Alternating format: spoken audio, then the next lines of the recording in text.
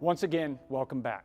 While Shreveport Police and Fire are still working to get their mental health unit out on the street, they've already taken one big step, organizing an advisory board of people working in the mental health field, as well as folks whose lives have been impacted by mental illness.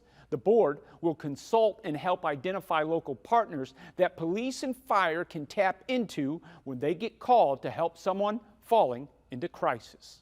Well, we're hoping to maybe meet next month and then continue to do that on a monthly basis. But we will have executive directors from different hospitals that already deal with mental health issues, substance abuse organizations that are already kind of in place here, both public and private funding, city council, our commissioners. So we have representatives kind of all across the board. Having all the players at the table then is essentially having experts in every area able to come together and feel that they have their voices heard and to build a model that will be sustainable here in Shreveport. Whereas before all the pieces were working individually and separate from one another, where they can start working together in hopes of having a better product, a better system in place for the consumers out there that need this. And has that been something that you've all seen in the past couple of months, that all of these players do want to come together and work? It was just a lack of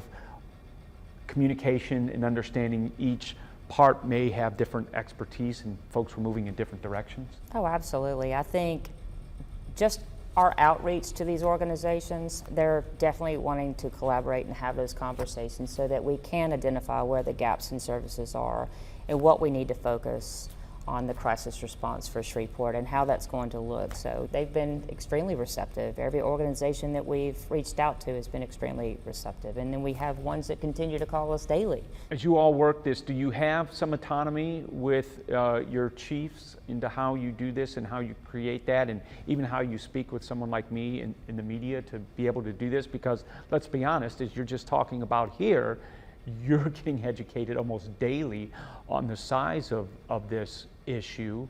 Are you given the autonomy that you really need to make this happen? I think the public wants it to happen. I think our organization is definitely supportive of what we're doing. Again, I don't think both of our agencies understand exactly how that's going to look, and I think that's, you know, kind of why we're reaching out to other organizations to kind of see what is our, you know, crisis response model here. And I do know that our administration, based on our meetings with our administration and the meetings that we've had with the fire administration, they're all in. I mean, they're bought in. They understand that there's a need there. They understand that there's a need to do things different than what we have been doing in the past. Well, I'll peel back the skin on the orange and tell you why I asked that question, because unlike some other areas that I deal with in the media, the police department and the fire department are really giving me great access to you all.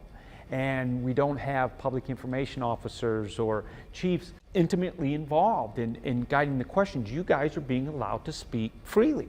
And I think a lot of that is because they want the public to understand. As agencies, we recognize there is a need for change, there is a need, and I think they want the public to understand we're trying. We may not have it all figured out, we may not have all the answers, but we're trying to do better. And so I think that's the message they want to push out, is that, look, we're trying to get it right. That's all the time we have for tonight. If you'd like to watch the full breakdown documentary, you can find it on the KSLA News 12 app or our website, ksla.com. And remember, keep watching KSLA News 12 as our breakdown documentary crew continues reporting on the mental health crisis. For now, I'm KSLA Chief Investigative Reporter Stacey Cameron. Good night, and thanks for watching.